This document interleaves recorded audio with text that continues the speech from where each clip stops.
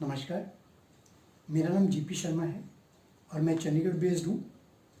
मैं पिछले 13 साल से life insurance corporation of India के साथ एसोसिएटेड हूँ।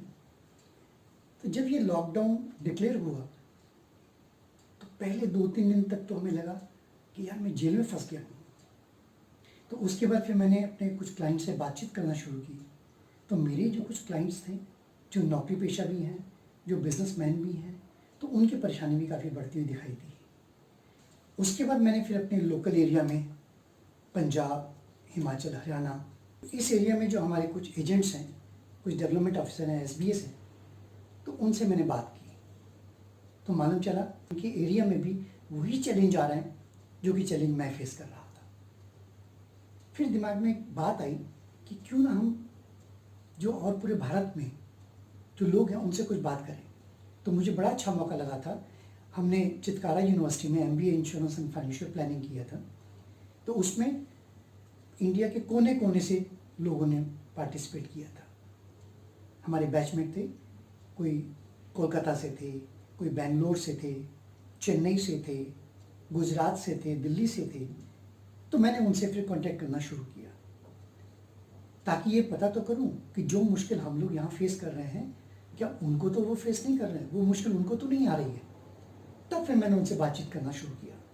तब मालूम ये चला कि हमसे जो हमारे यहाँ जो प्रॉब्लम्स आ रही थी, वैसी ही प्रॉब्लम वो लोग भी फेस कर रहे थे। फिर हमने सोचा कि क्यों ना हम लोग अपने जितने चैलेंजेस आ रहे हैं उनको जॉट डाउन किया जाए, फिर वो कंपाइल करके फिर अमन सर से बात की जाए। तो फिर हमने अमन चुग जी से बात की, जो हमारे मेंटर हैं इस एमबीए के प्रोग्राम में। तो जब उनसे बात की तो उन्होंने कहा कोई बात नहीं, आप लोग ले आइए अपने प्रश्न, तो जो भी उसमें मैक्सिमम सोल्यूशन उसका हो सकता है या जो हमें गाइडलाइंस दे सकते हैं, तो उन्होंने देने की बात की। फिर हमने एक वेबिनार डिज़ाइन किया। उसमें जितने भी प्रॉब्लम्स थे, जितने चैलेंजेस हम लोगों को आ रहे थे, हमने अमन सर से बात की। उन्होंने हमें हर चीज़ का सोल्यूशन दिया, हमें आगे काम कैसे करना है, लॉकडाउन ओपन होने के बाद हमारी स्ट्रेटेजी क्या रहेगी, साथ साथ में पूरे वर्ल्ड की इकोनॉमी की पोजीशन क्या है, इंडिया की इकोनॉमी की अभी पोजीशन क्या है, आगे क्या क्या होने वाला है, इसके बारे में हमने डिटेल में बात की। उसके बाद हमने ये रियलाइज़ किया कि हम तो एमबीए के पार्टिसिपेंट्स हैं, तो हम तो फट अमन से को फ़ोन घुमा अवेलेबल हो गए, लेकिन इतने ऑल ओवर इंडिया इतने डेवलपमेंट ऑफिसर्स हैं, एसपीए हैं, सीएलआईज हैं, एजेंट्स हैं, तो जिनका को फ़ोन तो अमन सर नहीं उठाएंगे या जो जिनकी रीच अमन सर तक नहीं है। तो फिर हम लोगों ने उनके भी तो कुछ एक सवाल हो सकते हैं ना, क्वेश्चन हो सकते हैं। तो फिर हमने ये सोचा कि हम तो एमबीए के पार्टिसिपेंट सब इकट्ठे हुए हैं, उनसे ऐसा करते हैं, हम अपनी अपनी टेरिटरी में जो अपने एजेंट्स हैं, बाकी एजेंट्स हैं, डीओज हैं, एसबीएज हैं, सीएलआईज हैं, तो उनसे कैसे कि आपकी जो भी क्वेरीज हैं या इश्यूज हैं, चैलेंजेस हैं जो आप फेस कर रहे हैं और जो आपके दिमाग में हैं, तो वो जॉट डाउन करके हमें बताओ। तक और हम अमन सर से और वेबिनार मैनेज करते हैं और आपके विज्ञापन से क्वेश्चन आंसर करते हैं। यानी कि आपके सवाल कि बिज़नेस में क्या दिक्कत है, इकोनॉमी में, इंश्योरेंस इंडस्ट्री में क्या दिक्कत है, आपके क्लाइंट से रिलेटेड क्या दिक्कत है, तो वो सब हम उसमें डिस्कस करेंगे।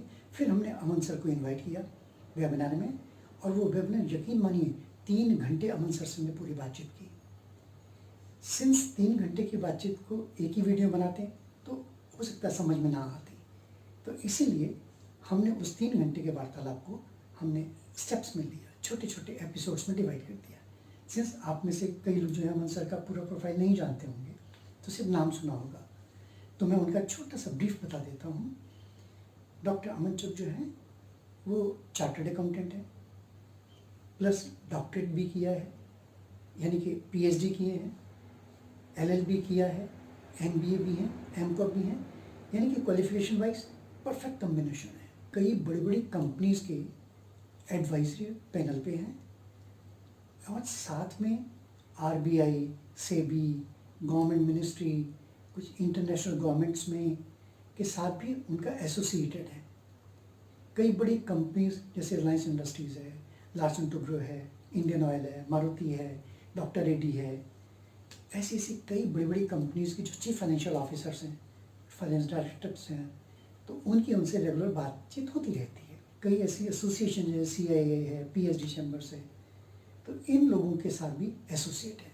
तो उनमें ये काफ़ी गाइडेंस भी देते रहते हैं, अपनी नॉलेज भी शेयरिंग करते रहते हैं। तो इसका मतलब ये कि इकोनॉमी से रिलेटेड, फाइनेंशियल मार्केट से रिलेटेड, फाइनेंशियल इंडस्ट्री से रिलेटेड, उसके ऊपर इनसे बेटर विजनरी कोई नहीं दिखाई देता। और doctor मंचू father of financial planning, portfolio management और डेरिवेटिव्स के नाम से भी जाने जाते हैं, और हाँ, गुरु ऑफ फाइनेंशियल मार्केट और इकोनॉमिक्स के नाम से भी अवॉर्डेड है। इस सेशन को कंप्लीट करने के लिए, कंडक्ट करने के लिए गौतम मेहता जी डेवलपमेंट ऑफिसर हैं आनंद से, राजीव सूद जी डेवलपमेंट ऑफिसर चंडीगढ़ से, कन्हैया लाल ठक्कर CLI है सूरत से, और सूरत से ही हेमंत सचानी, ये LIC एजेंट है, दीपक पुरोहित जी आनंद से हैं, एजेंट हैं ये भी, और उड़ीसा से जो एजेंट है मानस रंजन जी।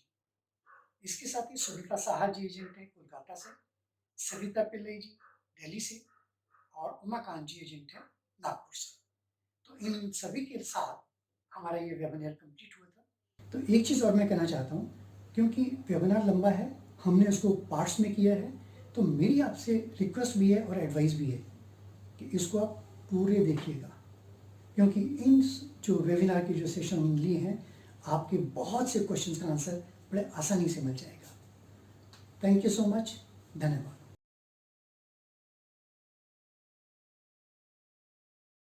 अब हम स्वागत करते हैं CA डॉक्टर अमन चोक का, जिनको हमने बहुत समय से ये रिक्वेस्ट कर रहे थे कि थोड़ा सा टाइम निकालें।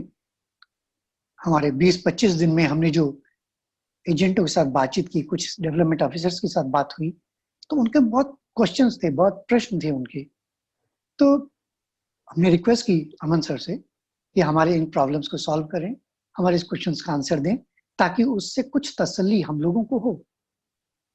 इकोनॉमी में क्या हो रहा है, हमारे बिजनेस में क्या हो रहा है, भारत में अमेरिका का असर क्या होगा, साथ साथ में ये जितना लॉकडाउन हुआ है, इससे किस किस इंडस्ट्री में क्या क्या फर्क पड़ने वाला है। साथ साथ में जो सबसे फिक्र वाली बात थी कि हमारे इंश्योरेंस एजेंसी में क्या फर्क पड़ने वाला है, इंश्योरेंस इंडस्ट्री पे क्या फर्क पड़ने वाला है। तो इन सब के लिए हम जो प्रार्थना की थी, तो आज वो मौजूद है। तो इस वेबिनार में मैं अमन सर आपका भी स्वागत करता हूँ। धन्यवाद। Thank you very much. जय हिंद। थैंक यू जय वेरी हिंद। तो अमन सर, जैसे कि आपने कई साल पहले से ही ये बता दिया था कि म्यूचुअल फंड की कमीशन, अपफ्रंट कमीशन खत्म हो जाएगी, तो आज वो खत्म हो चुकी है। साथ ही आपने बोला था कि ट्रेल कमीशन भी कम हो जाएगी, और वो भी कम हो चुकी है। और बीच में आपने सेशंस में ये भी बताया था कि आगे डायरेक्ट फंड्स भी आएंगे, ताकि वो कस्टमर्स डायरेक्ट उसमें कर सकें। तो आज हम उस चीज को भी देख पा रहे हैं कि आज हर एक म्यूचुअल फंड ने अपने डायरेक्ट फंड्स भी लॉन्च कर दिए। जब हम आपके साथ MBA कर रहे थे, MBA insurance and financial planning कर रहे थे 2016 में, तो आपने तब क्लास में हमें बताया था कि LIC का IPO आएगा। तो आज प्रपोज हो चुका है। फिर आपने ये भी बताया था कि बेनिफिट इलस्ट्रेशन देनी पड़ेगी, तो आज वो भी हमें इलस्ट्रेशन देनी पड़ रही है। इसके बाद ये भी बात की थी आपने, सुटेबिलिटी फॉर्म भी आ सकता है, आना पड़ेगा। तो आज हम देख रहे हैं LIC ने कह दिया है कि प्रपोजल के साथ साथ ये जो है सुटेबिलिटी फॉर्म भी लगेगा। जी। तो इसके साथ साथ 300 नंबर फॉर्म के भी 4 पार्ट कर दिए हैं।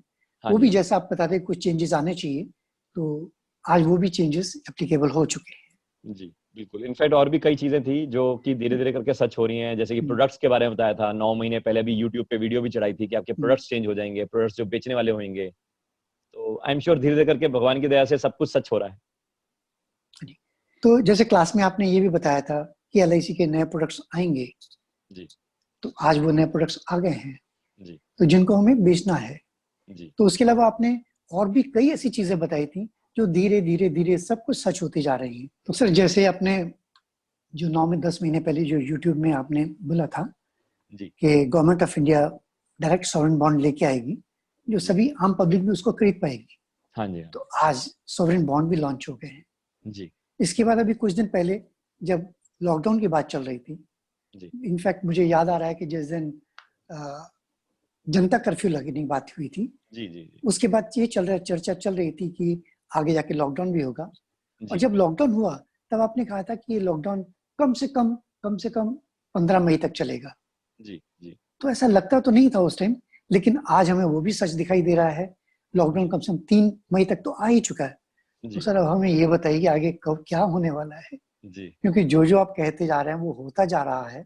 अब जी, कम से कम और आगे क्या होने वाला है, कुछ उसके ऊपर भी प्रकाश डालें, जी, ताकि कम से कम उसके हिसाब से हम कुछ तो तैयारी करके बैठे। जी। सबसे पहले तो नमस्कार है एंड साथ में जय हिंद है।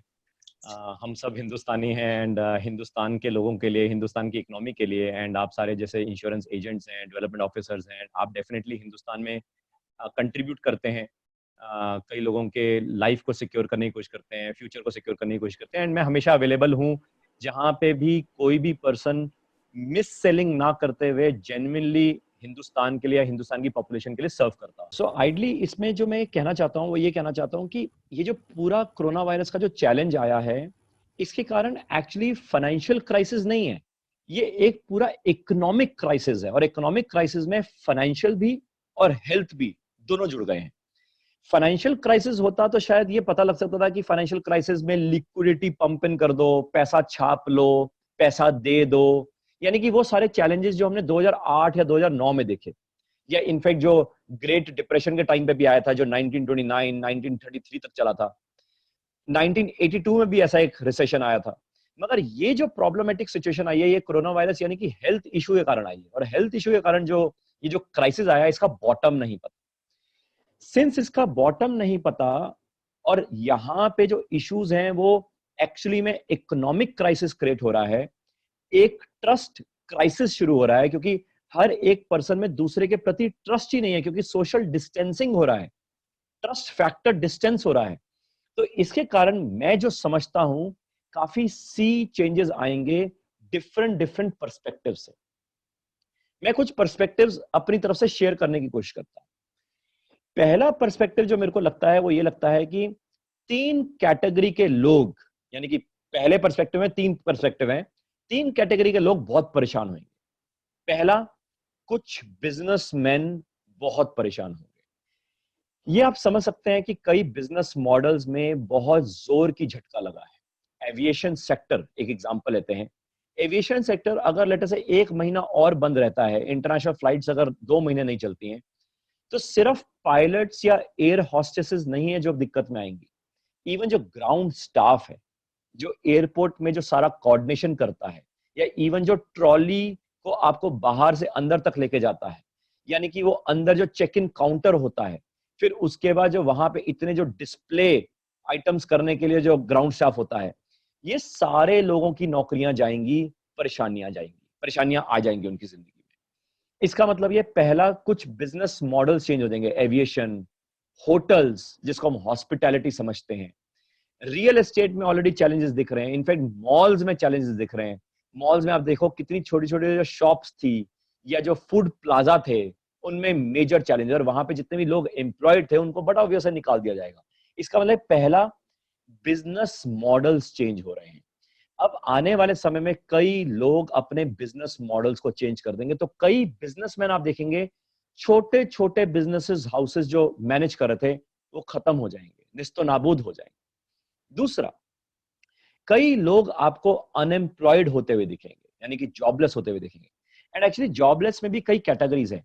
पहली कैटेगरी तो ये है कि सिंस जो ऑफिसेज हैं वो अब वर्क फ्रॉम होम पे चल रहे हैं, तो ऑफिसेज उन लोगों को तो डेफिनेटली निकाल देगी जो वर्क फ्रॉम होम के लायक नहीं है, यानी कि जिसका मेरे को जरूरत ही नहीं है वर्क फ्रॉम होम के लिए, तो एक्चुअली में क्या चाहिए मेरे को, उसको ऑन रोल्स रखने की जरूरत क्यों है। यानी कि कुछ ऐसे कई लोग निकल जाएंगे। साथ में दूसरी कैटेगरी के लोग जिनको निकाला जाएगा, वो लोग होंगे जो एक्चुअली में नॉन परफॉर्मर्स थे, जिनको अभी तक निकाला नहीं गया था, और अब कंपनी को मौका मिल गया कि अब इन नॉन परफॉर्मर्स को भी निकाला जा सकता है, यानी कि दूसरे। तीसरी कैटेगरी के वो लोग होंगे क्योंकि अब कंपनी को समझ आ गया कि अब हम कई चीजें ऑटोमेट कर सकते हैं। और मैं हमेशा कहता था, ऑटोमेशन, टेक्नोलॉजी और डिजिटल, यानी कि डिजिटाइजेशन, ये कई लोगों की नौकरियां खाएगी, और ये तीसरा क्राइटेरिया जिसके कारण कई लोग जॉबलेस हो जाए। या और चौथा पॉइंट ये है कि इनमें से कई लोग ऐसे हैं जो वर्क फ्रॉम होम करने के लिए अपने घर वाकई में चले गए हैं, जिसकी नौकरी बॉम्बे में थी मगर बिलोंग दिल्ली से करता हुआ दिल्ली चला गया, जो जिसकी नौकरी दिल्ली में थी मगर बिलोंग हो सकता है पटना को करता था, पटना चला गया। जिसकी नौकरी हो सकता है दिल्ली में थी मगर उसका जो घर था वो हो सकता है भुवनेश्वर में था, वो भुवनेश्वर चला गया। इनमें से कई लोग वापस नहीं आएंगे। रीजन क्या है? क्योंकि कईयों के माँ बाप जाने नहीं देंगे, कईयों के माँ बाप बहुत घबरा जाएंगे। स्पेशली हो सकता है कई जेंडर इश्यूज आएंगे, यानी कई माँ बाप हो सकता है अपनी बेटियों को बोलेंगे कि जाने की जरूरत नहीं है, क्या करना हमने इतने पैसे कमा के, या क्या करना हमने नौकरी करके। या कई लोग जो है वो अपने शहर में नौकरी ढूंढने की कोशिश करेंगे। यानी कि जॉब एम्प्लॉयमेंट के ऊपर काफी फर्क पड़ेगा।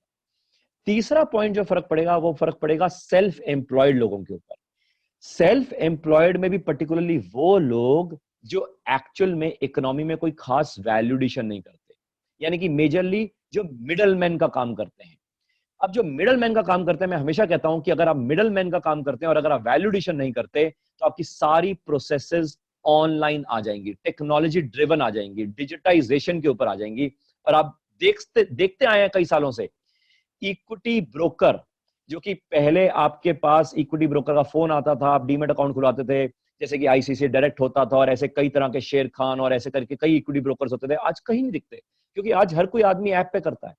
सिमिलरली पहले ट्रैवल एजेंट्स होते थे, जब हम इवन ट्रेन की टिकट बुक करनी होती थी, एरोप्लेन की टिकट बुक करनी होती थी, हम ट्रैवल एजेंट को फोन करते थे, वो ट्रैवल एजेंट हमारी टिकटें निकालता था। आज के में कोई ट्रैवल एजेंट, आजकल हम खुद मेक माई ट्रिप पे जाके खुद बुक कर लेते हैं। ऐसा हर इंडस्ट्री में हम देख रहे हैं कि जहां जहां डिजिटाइजेशन हो सकता है और जहां जहां मिडल मैन थे जो वाकई में कोई वैल्यूडेशन नहीं करते थे, वो भी खत्म हो रहे हैं। यानी कि सेल्फ एम्प्लॉयड लोग भी यानी कि सिस्टम से निकल रहे हैं। ये तो पहले 3 पॉइंटर्स। चौथा पॉइंटर आप ये देखेंगे कि इसके कारण कई स्टूडेंट्स जिनकी इस साल नौकरी लगनी थी, उनके लिए बहुत बड़ी परेशानियां बढ़ जाएंगी, क्योंकि जिनकी नौकरियां लगनी थी उनको ऑफर लेटर नहीं मिलेगी। इनफैक्ट आईआईएम्स जैसे कॉलेजेस में जिनकी इंटर्नशिप लगनी थी, मैं नौकरी की बात नहीं कर रहा, जिनकी ट्रेनिंग लगनी थी, इंटर्नशिप लगनी थी, उनको भी ट्रेनिंग नहीं मिल रही है। मतलब मैं एक ग्रेड बी स्कूल की बात कर रहा हूं, तो सोचो बी ग्रेड बी स्कूल का क्या होगा, इंजीनियरिंग कॉलेजेस क्या होगा, टूरिज्म इंडस्ट्री में जो बच्चे टूरिज्म सीख रहे थे उनका क्या होगा। इनफैक्ट इसके कारण कई बच्चे जो हैं इनकी नौकरियां नहीं लगेंगी, या आप उसका इनडायरेक्ट इफेक्ट सोचिए। इनडायरेक्ट इफेक्ट ये है कि जिन माँ बाप ने अपने बच्चों की पढ़ाई के ऊपर इतना पैसा लगाया होगा, लोन लेके पैसा लगाया होगा, अपना पैसा लगाया होगा, वो डेफिनेटली कई अपने फ्यूचर के प्लान्स चेंज कर देंगे, क्योंकि उनका पैसा यहाँ पे स्टकअप हो गया। उनको उम्मीद थी कि बच्चे की नौकरी लगेगी तो बच्चे की नौकरी से पैसा आएगा या ईएमआई दे पाएंगे, वो स्टकअप हो गया। इनफैक्ट आप सोचो, जिन माँ बाप ने अपने बच्चों को पढ़ाने के लिए बाहर भेजा होगा, उनके ऊपर तो 50 लाख से 1 करोड़ रुपए लगा दिए होंगे, उनकी हालत सोचो। यानी कि उनको वहां पे नौकरियां इस टाइम पे मिलेंगी नहीं, क्योंकि ग्लोबल वेस्टर्न वर्ल्ड में ज्यादा दिक्कतें हैं और उनकी पढ़ाई, उनकी डिग्री इंडिया में काम आती नहीं। और मैं इसलिए कई सालों से बोलता आया हूं कि अपने बच्चों को अब्रॉड पढ़ने के लिए मत भेजो, क्योंकि वहां की इकोनॉमीज में दिक्कतें आ रही हैं, और वहां पे अगर इकोनॉमी में दिक्कतें दिखेंगी तो वो आपके बच्चों को नौकरियां नहीं देंगे, वो अपने लोकल लोगों को नौकरियां देंगे। और आप देख सकते हैं इवन यूएस ने भी क्या कर दिया, H1B वीजा कैंसिल कर रहा है और कई लोगों को कह रहा है कि आप वापस चले जाओ वगैरह वगैरह। इनफैक्ट ग्लोबल वर्ल्ड में ऐसा हो रहा है। तो इसलिए जो स्टूडेंट्स हैं, ये ल्योरिंग करी जाती है। इनफैक्ट जो फॉरेन यूनिवर्सिटीज में जानबूझ के चाहते हैं कि इंडिया से स्टूडेंट्स आए, चाइना से स्टूडेंट्स आए, ताकि उनसे पैसे आ जाएं, क्योंकि उनको वहां पे पैसे चाहिए। और पैसे जब उनको एजुकेशन वर्ल्ड से आते हैं तो अल्टीमेटली यूनिवर्सिटीज दिखा दुखू के हम जैसे अपने बच्चों को भेजते हैं वहां पे पढ़ने के लिए, एंड उसके बाद वहां पे नौकरियां लगती नहीं है, तो सारा पैसा हम एक्चुअली उनके ऊपर चढ़ावा कर देते हैं। इसलिए मैं हमेशा कहता हूं अपने बच्चों को हिंदुस्तानी पढ़ाई कराओ, क्योंकि इंडिया की इकोनॉमी उनसे फार बेटर है और फार बेटर ग्रो होएगी। एंड हमारे बच्चे के पास डिग्री अगर हिंदुस्तानी होएगी तो उसकी नौकरी भी इंडिया में लग जाएगी। अगर आप बाहर से डिग्रियां करवाएंगे तो बाहर नौकरियां लगनी नहीं है, और इंडिया आएगा तो नौकरी होनी नहीं है। तो ये सारे लोग भी परेशान होंगे। पांचवें तरह के लोग जो परेशान होंगे वो होंगे एनआरआईज, क्योंकि वेस्टर्न वर्ल्ड में, मिडल ईस्ट वर्ल्ड में, ऑस्ट्रेलिया में, न्यूजीलैंड में ऐसे कई कंट्रीज हैं जहां पे कईयों की नौकरियां जाएंगी। इनफैक्ट ऑयल प्रोड्यूसिंग वाले जितने कंट्रीज हैं, गल्फ कंट्रीज, सऊदी से लेके कतार है, दुबई है, अबू धाबी है, ये सारे कंट्रीज में प्रॉब्लम है। इनफैक्ट ऑयल प्रोड्यूसिंग नेशंस जहां जहां है उनके लिए चैलेंज है। Metal producing Nations, Australia, New Zealand, वहां पे चैलेंज है। यूएस में आप देख सकते हैं कितना बड़ा चैलेंज है। चाइना में आप देख सकते हैं कितना बड़ा चैलेंज है। इनफैक्ट ये सारे लोगों में से जो इंडियंस हैं, एनआरआईज, उनको वन फाइन डे नौकरियों से निकाला जा रहा है, एंड वो क्या करेंगे? इंडिया आएंगे। तो यानी कि एनआरआईज भी अल्टीमेटली प्रॉब्लमेटिक सिचुएशन में आएंगे। इसका मतलब ये जो सारी चीजें हो रही हैं, ये इंडियन कैपेसिटी में समझते हैं। इंडियन कैपेसिटी में कई लोग जो आपके क्लाइंट्स हैं, ये कहीं ना कहीं ऐसे ही जुड़े हैं। देखते हैं, आपके कुछ क्लाइंट बिजनेसमैन हैं जिनसे आप प्रीमियम लेते थे या हो सकता है म्यूचुअल फंड की सिपें लगाते थे, अब वो बिजनेसेस दिक्कत में है। यानी कि अब वो आदमी आपसे कहेगा, भैया मेरे को पैसे की बात मत कर, मेरे को पैसा कहीं से दिलवा दे, मेरे को इस टाइम पे डर लग रहा है, मेरा बिजनेस नहीं चल रहा, मैं रेंट कैसे दूंगा, मैं इलेक्ट्रिसिटी कैसे दूंगा, मैं सैलरीज कैसे दूंगा, मेरे को कहीं से लोन दिलवा दे, या मेरे एग्जिस्टिंग लोन की ईएमआई मैं कहां से दूंगा, मेरे को इस टाइम में फाइनेंशियल प्लानिंग एडवाइजरी उसकी बातें नहीं कर। सिमिलरली जो आपके क्लाइंट्स हैं, लेट अस से सैलरीड क्लास, जिनकी नौकरियां जा रही हैं, नौकरी चली जाएंगी, या कई लोगों की नौकरियों में सैलरी कट हो रहे हैं। इनफैक्ट जितने भी टॉप मैनेजमेंट के लोग हैं, उनकी सैलरीज कट हो रही हैं। आप सोचो, जो टॉप मैनेजमेंट की जिसकी तनख्वाह थी 7 लाख रुपए महीना, 5 लाख रुपए महीना, जिसकी ईएमआई थी 3 लाख रुपए महीना या 2 लाख रुपए महीना, उसकी कट हो गई है सैलरी, उसकी 5 लाख से सीधा 2 लाख रुपए कर दी है, 3 लाख रुपए कर दी है। उसको ऐसा कहा जा रहा है कि भैया इतने पैसे ले लो, ज्यादा तो हम आपसे काम करवा नहीं रहे, फोन पे करवा लिया करेंगे, तो इसलिए अभी आप थोड़े कम पैसे में काम करो, क्योंकि इतने साल हमने आपको बहुत पैसे दिए। अब सोचो, वो आदमी ईएमआई दे नहीं पाएगा, ईएमआई नहीं दे पाएगा तो कैसे प्रीमियम बढ़ेगा, कैसे वो सिप्पे करेगा? यानी सैलरीड क्लास में प्रॉब्लम आएगी। जिनकी नौकरियां चली गई या जाने की कतार में, वो तो वैसी प्रॉब्लमेटिक सिचुएशन में आप।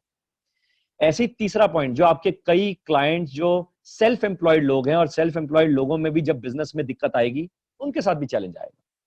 साथ में जो आपके एनआरआईज कस्टमर थे, उनको चैलेंज आएगा। जो कस्टमर आपके थे जिन्होंने अपने बच्चों को पढ़ाने के लिए पैसे लगा रखे थे, या आपसे बच्चों को पढ़ाने के लिए प्लान ले रखे थे, वो कहेंगे प्लान जो ले रखे थे भैया, बच्चे की नौकरी लग रही तो मैं प्लान लेके भी क्या करूंगा। यानी कि आपके इनडायरेक्ट वे में क्लाइंटेल में चैलेंज आएगा। साथ में इनमें से आपके कुछ क्लाइंट्स ऐसे हैं जो घर चले जाएंगे वापस। यानी कि आपके क्लाइंट्स जो हैं, मैं नेक्स्ट पॉइंट बता रहा हूं, आपके कुछ एग्जिस्टिंग क्लाइंट्स चले जाएंगे, एंड आपके पास कुछ न्यू क्लाइंट्स आ जाएंगे। एंड आप देख भी रहे होंगे, कुछ आपके एग्जिस्टिंग क्लाइंट्स कह रहे होंगे, हम प्रीमियम नहीं भर सकते, रिन्यूअल नहीं कर सकते, सरेंडर करना चाहते हैं। इनफैक्ट, और आपके पास कई न्यू क्लाइंट्स आ रहे होंगे जो आपसे मेडिकल इंश्योरेंस ले रहे होंगे, हेल्थ इंश्योरेंस ले रहे होंगे, टर्म इंश्योरेंस ले रहे होंगे। ऐसा भी हो सकता है टर्म इंश्योरेंस ऑनलाइन ले रहे होंगे, मेडिकल इंश्योरेंस ऑनलाइन ले रहे होंगे, मगर आपसे एक बार फोन करके पूछ रहे होंगे।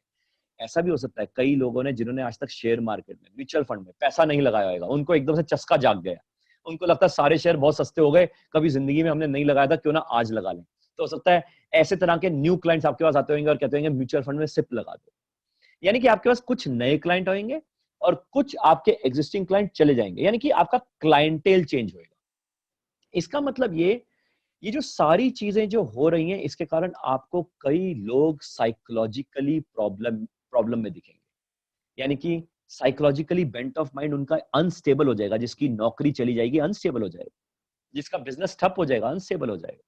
जो सेल्फ एम्प्लॉयड आदमी है, जो बिजनेस नहीं कर पाएगा, सेल्फ एम्प्लॉयमेंट नहीं कर पाएगा, अनस्टेबल हो जाएगा।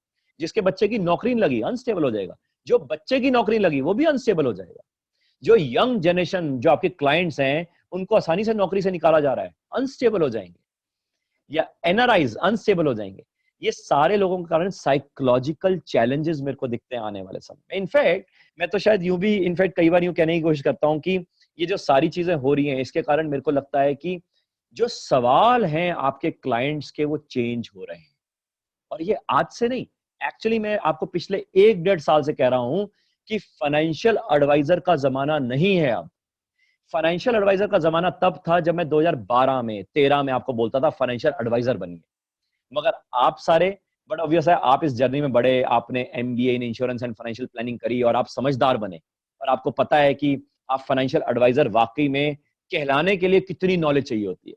मगर मैं आपको पिछले 1-1.5 साल से ये कहना चाहता हूं कि अब फाइनेंशियल एडवाइजर से आगे बढ़िए, अब आपको बिजनेस एडवाइजर बनना पड़ेगा। एंड बेस्ट पार्ट क्या है, फाइनेंशियल एडवाइजर ही आदमी बिजनेस एडवाइजर बन सकता है।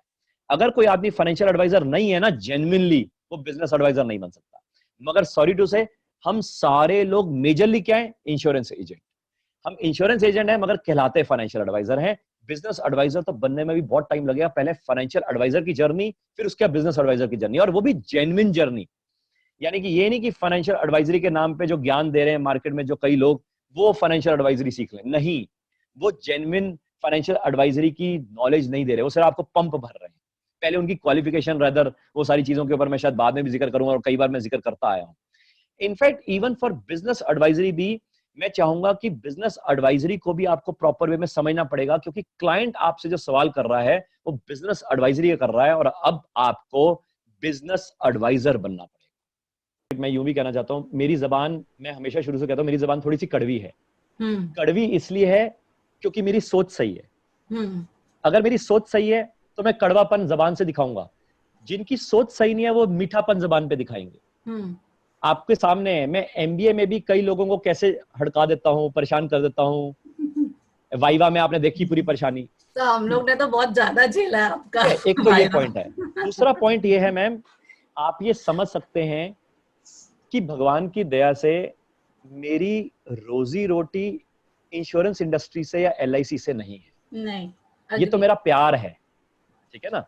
मैं तो भगवान की तरफ से कई आरबीआई या गवर्नमेंट ऑफ इंडिया या कई बड़े बड़े कॉर्पोरेट्स है ना, उनके साथ एसोसिएट, और भगवान की तरफ अच्छा पैसा देते ही है कॉर्पोरेट्स, आपको भी पता है। तो मेरी जब रोजी रोटी उनसे नहीं है, तो इसलिए मैं बेझिझक होकर अपने मुंह से बोलता हूं जो मेरे मन में है और जो मेरे को लगता है कि सही है। मगर आप अगर जेन्युइनली बाकी लोग देखो, उनकी रोजी रोटी एलआईसी के फ्रेटर्निटी और आप जैसे एजेंट से है। अगर वो गलत बोलेंगे और अगर आपको डराएंगे तो कोई जाएगा ही नहीं उनके पास, तो उनकी रोजी रोटी खत्म हो जाएगी। एग्जैक्टली। तो इसलिए उनको सही मोटिवेट करना होता है, मगर मैं कड़वापन बोलता हूं, ठीक है। ये आपको समझना जरूरी है। नहीं, आप फैक्ट बोलते हो। मतलब कड़वापन इसलिए लगता है क्योंकि लोगों को समझ नहीं आता। अब जैसे कि अब ये जो सर्टिफिकेशन प्रोग्राम या जो ये मेरा थॉट आया, मेरे दिमाग में एक चीज और आई कि आज certificate in financial planning and financial services आप में से कई लोगों ने किया। मतलब अभी तक समझो कि आई थिंक 25 से 30 बैचेस हो गए। सर मेरा रह गया। अब चलो मतलब आप में से कई लोगों ने किया, 25 से 30 बैच हो गए, और हर सर्टिफिकेट की कॉस्ट अंदाजन 11 से 13,000 रही। क्योंकि उसमें 3 दिन का खाना भी होता है, फिर मेरा आना जाने की कॉस्ट भी, वगैरह वगैरह। ये कोरोना वायरस ने ये सिखा दिया कि क्यों ना वही सर्टिफिकेशन प्रोग्राम ऑनलाइन करा जाए। बेस्ट। कई एजेंट्स ऐसे हैं जो इतने कोने कोने में हैं, जो बेचारे 11-13 हजार पे नहीं खर्च सकते और साथ में फ्लाइट पकड़ के, ट्रेन पकड़ के नहीं आ सकते। तो क्यों ना वो घर बैठ के ही सुने, नॉलेज लें, फिर डाउट्स का सेशन ले लें और साथ में उनको सर्टिफिकेट भी मिल जाए। तो इसलिए सर्टिफिकेशन का दिमाग में मेरे आया कि सर्टिफिकेशन प्रोग्राम होना चाहिए और वो भी ऑनलाइन होना चाहिए। और इसमें मैंने दूसरा ये सोचा कि सर्टिफिकेशन भी सिर्फ share market, financial market, portfolio, इसके ऊपर क्यों। भाई हमारे साथ आप जैसे कई लोग हैं जो इंश्योरेंस के बारे में नॉलेज देना चाहते हैं, नॉलेजेबल लोग हैं, तो आप सारे इंश्योरेंस के ऊपर बनाओ। इंश्योरेंस को कैसे फाइनेंस में फिट करना है, मैं साथ में आपके खड़ा हूं। जहां फाइनेंस की बात करनी है, फाइनेंशियल एडवाइजरी की, मैं खुद करता हूं। बिजनेस एडवाइजरी करनी है, मैं इंडस्ट्री के दिग्गज लोगों को लेकर आता हूं और छोटे छोटे प्रोग्राम्स बनाते हैं, यानी कि आधे आधे घंटे के, पौने पौने घंटे के एपिसोड्स, और समझो आधे घंटे के 8 एपिसोड, और वो एक सर्टिफिकेट बन गया। ओके। तो वो सर्टिफिकेट इंश्योरेंस में भी बन गया, शेयर मार्केट में बन गया, म्यूचुअल फंड में बन गया, फाइनेंशियल मार्केट्स में बन गया, अकाउंट्स में बन गया, इकोनॉमिक्स में बन गया, और ऐसे ही इंडस्ट्री के लोगों को वेबिनार में ले आए। किसी ने, फ्लिपकार्ट ने बता दिया ई कॉमर्स कैसे चलती है, वॉल्वो के सीएफओ ने बता दिया ऑटो सेक्टर कैसे चलता है, माइक्रोसॉफ्ट ने बता दिया आईटी सेक्टर कैसे चलता है। तो ये सारी छोटे छोटे जो स्टेप्स ले रहा हूं, ये आप ही के लिए ले रहा हूं, मगर मेरी एक कंडीशन है, जो मैं आपके साथ चल रहा हूं, मैं चाहूंगा कि आप जो जो चीजें मैं मना करता आया हूं उसको छोड़ दीजिए, क्योंकि आने वाले समय में कहीं ऐसा ना हो कि जो लोग नहीं छोड़ रहे मैं उनको छोड़ दूं। क्योंकि जब माँ बाप डांट रहे हो बच्चों को, चाहे आप सारे मेरे से हो सकता है बड़े भी हो, मगर मेरा रोल प्ले, मैं समझता हूं कि मेरा डांटना, फटकारना एक माँ बाप के रोल प्ले की तरह है। मेरा मन जलता है, सड़ता है, जैसे माँ बाप का जलता है जब बच्चा बैड कंपनी में होता है। अग्री। जब आप बैड कंपनी में होते हैं तो मैं आपको कहता हूं अच्छी कंपनी में जाइए। आपको अगर ट्रेनिंग लेनी है, इंस्टीट्यूट ऑफ चार्टर्ड अकाउंटेंट्स में जाके किसी अच्छे सीए को जाके सुनिए, जरूर जाइए। रतन टाटा जी का कोई सेमिनार हो, जरूर जाइए। कोई कॉन्फेडरेशन ऑफ इंडियन इंडस्ट्रीज की कोई कॉन्फ्रेंस हो, जरूर जाइए, मैं बहुत खुश होऊंगा, क्योंकि वहां पे आपको जेन्युइनली अच्छे स्पीकर आपको नॉलेज देंगे, बैंकर नॉलेज देगा। तो जब माँ बाप सड़ते हैं ना कि जब बच्चा उनकी बैड कंपनी में होता है तो माँ बाप बार बार मना करते हैं, और वन फाइन डे माँ बाप क्या कहते हैं, बेदखल। तो इसलिए मैं भी उसी डायरेक्शन में बोलने की कोशिश कर रहा हूं कि आज मैं मना कर रहा हूं, और मैं देख रहा हूं कि कई लोग अभी भी सुधर नहीं रहे। जो सुधर रहे हैं बहुत बढ़िया, जो नहीं सुधर रहे या तो वक्त सुधार देगा या शायद मैं सुधर जाऊंगा, क्योंकि मैं इतना ज्यादा माथापीची नहीं कर पाऊंगा सारों के साथ। तो जो लोग सुनना चाहेंगे मेरे को, मैं उनके साथ जुड़ जाऊंगा और उनको साथ में लेके चल पड़ूंगा।